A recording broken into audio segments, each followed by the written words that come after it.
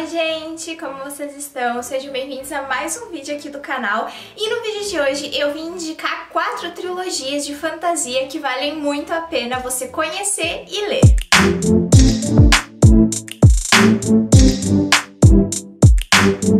Eu não sei vocês, mas assim, gente, eu confesso que eu tô naquela fase de preferir ler livros de fantasia que são ou volumes únicos ou uma trilogia no máximo. Eu ainda não tô, sabe, naquele pique, naquela sensação de pegar sagas muito longas pra ler. Então eu tô evitando até assim de comprar ou de ir atrás, né? E até as que eu já tenho na estante, tô enrolando, gente. Passou de 3 livros pra mim, eu já fico com preguiça, entendeu? Já desisto e nem pego pra ler. O que na verdade eu sei que é uma pena, porque tem muita saga e muita coleção boa. Mas vamos combinar, gente, que aquela trilogia bem fechadinha, com 3 livros ótimos, é tudo que a gente precisa, principalmente pra quem tá em ressaca, que era o meu caso, né? A gente tava em ressaca literária, imagina que eu ia pegar uma saga de 8 livros pra ler. Nunca, né? Então eu vim indicar algumas trilogias que são ótimas, maravilhosas pra quem não tem muito tempo, mas quer ler uma boa coleção de fantasia. Então são só 3 livros, umas leituras super rápidas e que realmente são muito legais, trazem histórias e personagens muito interessantes. E olha, essa primeira trilogia que eu vou citar aqui, fazia tempo que ela não dava as caras aqui no canal, mas é uma que eu amo panfletar, gente. Qualquer oportunidade que eu tenho de estar recomendando essa coleção,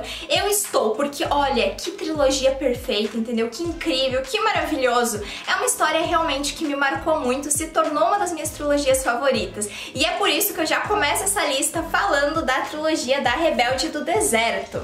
O primeiro livro que dá título, né, à coleção, intitulada de A Rebelde do Deserto, vai começar acompanhando a trajetória da jovem Amani, que cresceu e mora na Vila da Poeira, uma pequena cidadezinha esquecida pelos deuses no grande deserto de Mirage. Mas a Amani é uma atiradora muito talentosa e ela tá planejando fugir da Vila da Poeira e ir pra capital tentar uma vida melhor. Afinal, a sua família está a obrigando a ter um casamento forçado. Só que o que a Amani não esperava é que de fato ela vai conseguir fugir da Vila da Poeira, só que montada num cavalo de areia e com um fugitivo que está sendo perseguido pelo exército do sultão. O primeiro livro da coleção é bem curtinho, gente, é uma das fantasias mais curtinhas que eu tenho. Eu acho que ele não chega a ter nem 300 páginas, mas ele é excelente assim na introdução do universo e da história. Eu confesso pra vocês que as primeiras 20 páginas assim eu dei aquela arrastada pra começar. Ele demorou a me conquistar, sabe, a história, a fantasia em si, mas logo depois, gente, já começou a ficar assim magnífico.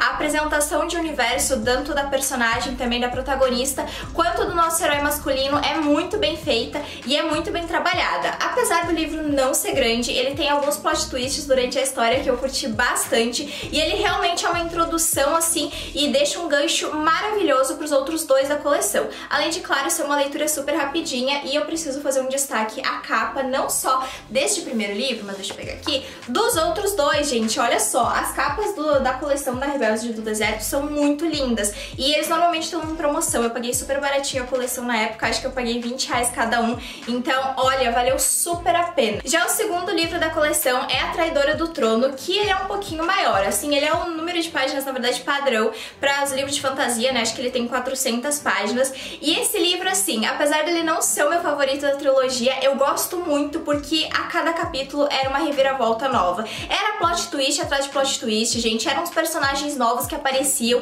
e logo tinha um monte de segredos, de mistério sendo revelado. Era realmente, assim, umas reviravoltas absurdas e eu adorei descobrir isso, sabe? Tinha personagem que achava que nunca mais ia aparecer voltando, assim, teve uns retornos, assim, bombásticos, teve umas aparições, assim, maravilhosas e algumas apresentações de personagens novos que eu preciso dizer, assim, aqueceram muito meu coração, apesar de terem também me feito sofrer, porque eu me apaixonei por cada personagem desse grupo de amigos, sério. Eu acho que a Rebelde do Deserto tem um grupo, assim, né, de personagens principais e secundários também muito interessantes. Todos eles são maravilhosos de acompanhar. Não teve nenhum, assim, que eu realmente não gostei. Até os que eu detestava no primeiro livro, eu criei um apego a partir do segundo. Então é muito legal isso. E mesmo aqueles que eram ruins, que eram, assim, malvados, eu tentava entender o lado deles. E aqui também a gente acompanha um pouquinho mais sobre a mitologia desse universo. A Rebelde do Deserto é 100% inspirada na mitologia árabe. E o terceiro e último livro da coleção é, gente, A Heroína da Alvorada, que foi um dos livros que eu mais chorei da minha estante. Eu me afoguei nas minhas próprias lágrimas enquanto eu lia esse livro. O final, ele é muito emocionante, assim, sabe? Toda a questão, porque aqui a gente de fato chega nas grandes reviravoltas, né? Nas batalhas finais ali. Então, assim, foi muito doloroso, foi triste, eu chorei, eu não queria chegar ao final do livro porque eu sabia que ia acontecer coisa ruim. Então, foi tenso, mas ao mesmo tempo foi maravilhoso. Ele com certeza é o meu favorito da coleção, ele é magnífico, ele é mágico. Acho que a Rebelde do Deserto é uma das coleções e trilogias que é mais, assim, bem completinha, sabe? Ela tem todos os arcos e todas as questões respondidas e realmente vai te fazer sorrir, suspirar pelo casal principal, que é magnífico. Vai fazer você sentir ali, né, aquela emoção de estar num universo totalmente novo, de acompanhar os golpes, as tentativas, né, de roubar a coroa, as batalhas entre os príncipes que tem que lutar num campeonato até a morte para descobrir quem vai ser o próximo herdeiro, as esposas ali, né, a questão do harém, do próprio sultão. É muito legal, sabe? É uma cultura muito rica e eu achei que foi super bem explorada nessa coleção. Então vale muito a pena ler e olha, te garanto que você vai chorar muito no último livro. E falando em casal principal e livros de fantasia que tem romances, eu acho que todos os livros dessa lista, inclusive, tem romances, tá? Todos eles têm casais, apesar de alguns serem mais migalhos do que outros. Enquanto a Rebelde do Deserto tem um casal maravilhoso, mas que infelizmente algumas migalhas. A trilogia de Pássaro e Serpente é totalmente focada no romance, gente. Eu terminei de ler, inclusive, aí nos últimos meses, o segundo e o terceiro livro, então tá bem fresquinho na minha memória e foi uma coleção que eu adorei ler. Eu confesso pra vocês que, assim, não é, nossa, super magnífico, super incrível ou inovador. Ele é uma fantasia, assim, mais padrão, sabe? Mais padrãozinho, com o que a gente já tá acostumado. Bruxas, lobisomens, sereias, essas coisas. Mas foi uma história que aqueceu meu coração, fez eu sofrer muito com alguns personagens, me fez chorar, me fez rir, mas principalmente me entregou um dos melhores casais e mais bem desenvolvidos dos livros de fantasia, que é a Lu e o Rage. Assim como a Rebelde do Deserto dá título à sua trilogia, Pássaro e Serpente é o primeiro livro desta coleção e intitula, né, a trilogia ali. Ele é o primeiro livro e eu preciso dizer que, assim, Pássaro e Serpente é uma coleção que os livros são grandes, tá? Vocês podem perceber aqui, eu acho que esse tem, deixa eu ver, 500 páginas, então não são livros curtos e o primeiro ainda é o mais curtinho, tá? Mas a narrativa, ela te prende logo nas primeiras páginas. Eu não tive dificuldade nenhuma em começar a leitura nem desse nem dos outros dois livros. Foi super rápido e eu acho que o grande ponto é porque a nossa protagonista e o herói masculino são maravilhosos de você acompanhar. Eles são, assim, perfeitos. Eu não tenho palavras pra descrever. E apesar de eles serem 100% opostos ali, né, muito aquela vibe de opostos se atraem, as narrativas dele e as visões, né, porque os capítulos são divididos entre a Lu e o Rage, é muito legal, a gente acompanha de fato a visão de cada um deles por dentro de seus ambientes que são totalmente contrários.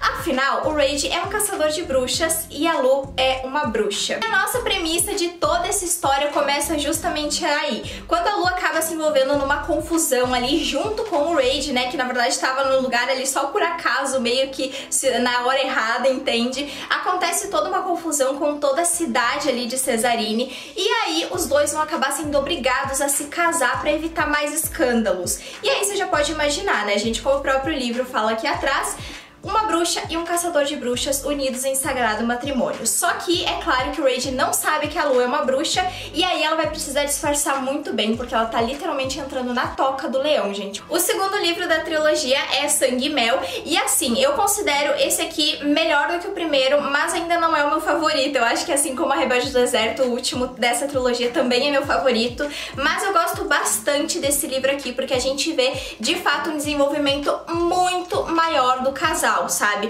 Eles enfrentando as coisas juntos, eles, assim, né, tendo que passar por várias situações. A gente também acompanha o grupo ali, né, mais íntimo, o grupo de amigos e personagens, né, que todo livro de fantasia tem um grupo, é sempre isso, né? Tem a protagonista, o namoradinho da protagonista e os amigos ali que se acabam se envolvendo naquela confusão toda. Aqui a gente acompanha, de fato, esse grupo e tem personagens muito legais. Eu acho que eu ri, assim, muito mais nesse livro do que no primeiro, porque ele tem algumas partes muito engraçadas, mas o final partiu meu coração. Finalmente, Deuses e Monstros encerra a trilogia com 600 páginas de uma história ali, né, prestes a entrar em erupção. É um vulcão aqui, que tudo que aconteceu no primeiro e no segundo livro, e aqui tudo começa assim a explodir, sabe? Começa as coisas darem tudo errado, começa a acontecer um monte de coisa, um monte de guerra, um monte de gente aparecendo do nada, os inimigos resolvem se unir, é uma loucura e olha, vale muito a pena. Eu não posso falar muito, né, na verdade, em nenhuma das coleções aqui do último livro, porque senão eu vou acabar soltando algum spoiler, mas eu preciso dizer que ele foi meu favorito. E outra coleção que já é marca registrada nas indicações aqui desse canal, mas até que também faz um tempinho que eu não falo dela aqui, viu, gente? Mas que eu gosto demais dessa trilogia e eu acho ela tão pouco reconhecida, e é justamente por isso que ela tá nesse vídeo, entendeu? Com trilogias que valem a pena ser lidas, e dessa vez eu tô falando de O Lado Mais Sombrio. Essa trilogia é 100% uma releitura de Alice no País das Maravilhas, só que muito mais sombria, né? Já tá aí o trocadilho com o título. Mas na verdade, de fato, ela é uma versão muito mais perturbadora e macabra do País das Maravilhas, o que já me conquistou, assim, logo no primeiro livro. Apesar de que eu sei, porque já me falaram que teve aí gente que desistiu de ler essa trilogia porque achou a protagonista muito chata. E assim, eu confesso pra vocês que ela não é a melhor protagonista do mundo. E infelizmente, a minha querida Alissa, ela é realmente insuportável em algumas decisões que ela toma ali, algumas falas. Só que eu relevo muita coisa porque ela tem uma evolução muito boa. Depois de tudo que acontece durante a história, logo assim, né, na metade desse livro em diante, ela amadurece bastante, tem muitas reviravoltas que vão influenciar na personalidade dela. E também eu dou aquela passada de pano porque ela é uma adolescente e todo mundo tem aquela fase insuportável na sua vida. Essa história começa acompanhando a Alissa Gardner, que é nada mais, nada menos que a tataraneta da famosa Alice Liddell. Sim, a Alice que caiu na toca do coelho. Só que na vida real isso não parece tão legal assim. Afinal, todo mundo fica zoando, tirando sarro e fazendo brincadeiras com a Alissa. Ela meio que sofre ali um bullying por ser, né, neta da Alice, porque todo mundo acha que a família dela é louca, inclusive ela. E a própria Alissa começa a duvidar da sua sanidade quando ela vai começar a ouvir sussurros de insetos e plantas. E aí, temendo acabar no sanatório onde a sua mãe tá internada, ela vai entrar na toca do coelho e descobrir qual que é o grande segredo e qual é a maldição que de fato aflige as mulheres da família Liddell. O segundo livro, que é Atrás do Espelho, né, tem aqui a cara do Morfeu, no caso, porque ele é tão magnífico que eles colocaram a cara dele logo no segundo livro. Eu confesso que eu não gosto muito, assim, porque aqui ele parece feio, eu imaginava ele muito mais bonito, mas nas artes, aí nas fanarts, ele tá sempre mais maravilhoso. Apesar disso, ele é realmente muito sarcástico, ele é maravilhoso, sabe? Ele é o meu personagem favorito, porque ele é aquele personagem que ele é um pouco de vilão, só que ao mesmo tempo ele faz as coisas erradas pra salvar a protagonista. Ele literalmente seria aquele personagem que queimaria o mundo inteiro só pra salvar a Alissa. A autora, ela de fato apresenta pra gente o País das Maravilhas de uma forma muito mais macabra. É perturbador algumas cenas, algumas descrições, alguns ali, né, moradores desse lugar realmente tem uma aparência que, olha, é terrível, sabe? Eu não tô falando, não tô brincando, é tipo assim, insetos e animais virados à pele do avesso. Literalmente, vocês não estão acreditando, é uma coisa assim muito macabra, mas é muito legal, é o charme do livro, essa pegada de fantasia mais sombria e de justamente pegar uma história que fez parte da infância de tanta gente e transformar nessa fantasia mais adulta é o que torna essa trilogia fantástica. E por fim, o terceiro livro se chama Qualquer Outro Lugar e temos nele, né, a cara aqui do Jeb, gente, que é o melhor amigo da Alissa. E só a única coisa que eu preciso dizer pra vocês que me incomoda de fato nessa coleção é que a gente tem o plot de triângulo amoroso, que é um plot que eu particularmente detesto. Eu não gosto de verdade, eu não curto, só que eu preciso também citar que ele foi bem desenvolvido durante a história, tá? Nesses livros em questão, nessa fantasia, nessa trilogia, ele faz sentido, sabe? Tudo que acontece, ele vai ter um propósito, tudo vai ser respondido pra você, tá? O livro, a coleção, ela não deixa nenhuma ponta solta, tudo é muito bem explicado, e apesar de eu não ter curtido tanto o final, vale a pena você ler, e também porque ambos, né, ali as relações amorosas e tudo mais, elas são muito legais, são muito bem desenvolvidas. E olha, o Jeb, ele é legal, mas não tem, gente, o Morfeu, ele realmente é o melhor personagem da saga toda. Ele é maravilhoso, ele é sarcástico, ele é sedutor, ele fica fazendo piadinhas, eu me apaixonei por ele antes que a Alissa, sabe, pra vocês terem uma noção, porque ele realmente é maravilhoso. Então, pra quem não conhecia e quer ler, né, uma releitura de Alice no País das Maravilhas, O Lado Mais Sombrio é uma ótima escolha. E se você começou a ler o primeiro, mas abandonou, insista um pouquinho, porque eu juro que a Alissa, ela evolui e ela melhora. E a última trilogia desse vídeo é Magnus Cheese. Gente, e os Deuses de Asgard, desculpe, tem subtítulo, tá? Enfim, Magnus Cheese e os Deuses de Asgard, que é do Rick Riordan e faz parte do mesmo universo que Percy Jackson. O primeiro livro, intitulado A Espada do Verão, já começa com, assim, algo de diferente. O diferencial maravilhoso que eu amo nos livros do Rick Riordan, né? Que ele sempre tem um começo muito marcante. E logo nesse primeiro livro, uma das primeiras frases ali, gente, deixa eu até ver aqui pra não falar besteira pra vocês, porque eu acho que é a primeira frase do livro e da coleção. Vou até abrir aqui um minutinho. É isso mesmo, olha só. Vou ler a primeira frase aqui pra vocês, tá? Só pra instigar, deixar um gostinho. Eu sei, vocês vão ler sobre a minha morte agonizante e vão pensar, uau, que maneiro, Magnus. Posso ter uma morte agonizante também? Não, tipo, não. Já começa por aí. E o título do capítulo é Bom dia, você vai morrer. Eu já começo por aí, que foi o que me fez, assim, eu devorar esse livro, porque não tem, sabe? A escrita do Rick Riordan, ela já é maravilhosa por si só. Os começos de capítulo e das histórias deles, assim como do Percy Jackson, né? Olha só, eu não queria ser um meio sangue. É algo muito marcante, algo muito magnífico. É como se fosse a marca registrada do autor. Mas esse aqui, do Magnus Cheese, eu fiquei, meu Deus, eu preciso saber o que aconteceu, como que chegamos a esse ponto.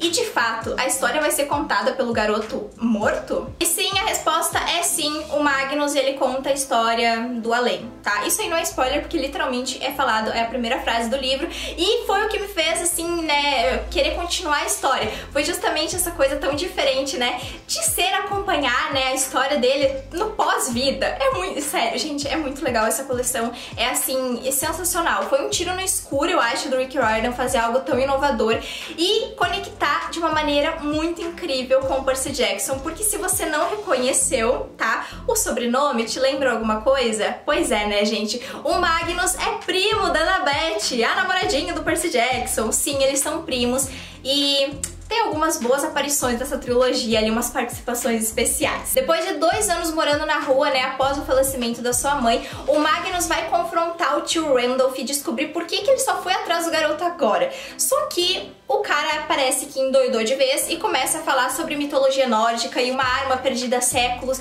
e que o Magnus precisa ir atrás dessa tal arma, a espada, e descobrir um monte de coisa e desvendar vários mistérios e várias teorias. E aí o menino, né, coitado, ele fica, meu Deus, o que tá acontecendo aqui? Esse velho tá totalmente caducou das ideias, né? Só que é claro que o Magnus acaba descobrindo que tudo que o tio maluco dele falou é verdade. Os lobos estranhos, os seres mitológicos, tudo aquilo da mitologia nórdica, conhecida, né, pelos vikings e os deuses de Asgard, tudo aquilo de fato existe, e o Magnus é uma parte muito importante de toda essa confusão que tá acontecendo. O segundo livro é intitulado O Martelo do Thor, e sim, gente, temos muitos dos personagens aí, né, quem é fã da Marvel, temos Loki, temos Thor nessa história, e temos vários outros deuses. Eu curto bastante essa coisa da mitologia, né, nórdica, dos vikings e tudo mais, muito influenciada pela série Vikings, mas eu gosto muito, eu acho que é uma mitologia muito rica e que não é tão aproveitada, sabe, nas histórias de fantasia, apesar de, inclusive, né, ser uma cultura bem europeia, ali as pessoas acabam deixando meio de lado. E o Rick Riordan fez um ótimo trabalho, né, passando isso pra essa escrita mais infanto-juvenil, assim, que ele tem, né, esse grande talento de escrever, que é te prender numa história que é sempre sobre crianças e adolescentes fazendo besteira e se metendo em confusão. E por fim, o terceiro e último livro é O Navio dos Mortos. Como eu falei pra vocês, gente, temos participações especiais, sim, de alguns personagens lá de Percy Jackson e os Olimpianos. É muito divertido ver toda essa conexão, né, e como que o Rick Riordan, ele conectou, né, o Magnus ser primo da Annabeth e esses universos, como que os deuses do Olimpo existem ao mesmo tempo que os deuses de Asgard também existem. Então ele é muito legal essa conexão que ele conseguiu fazer e expandir de uma forma tão magnífica e tão boa esse universo que ele criou. E esse foi o vídeo de hoje, gente. Eu espero muito que vocês tenham gostado e que pelo menos uma dessas trilogias tenha te chamado a atenção, né? Tenha te atraído ali. Eu sei que, eu acho que pelo menos uma ou duas delas são até mais conhecidas, mas a maioria, pelo menos, elas são tão boas e as pessoas não dão tanto reconhecimento que eu fico até chateada, porque elas realmente valem muito a pena a leitura. Elas são ótimas de você acompanhar e as pessoas nunca lembram delas, coitadas, né? Mas enfim, tô aqui pra lembrar vocês que existem essas coleções ótimas pra quem não quer ler uma saga, não quer pegar, né, uma coleção gigante de livros, quer sair da ressaca literária, mas quer ler um livro de fantasia, são as escolhas maravilhosas e perfeitinhas pra vocês. Então eu espero que vocês tenham gostado. Não esquece de deixar o like, se inscreve aqui se você ainda não é inscrito e comenta aqui embaixo qual foi a sua última leitura. Então até o próximo vídeo e tchau!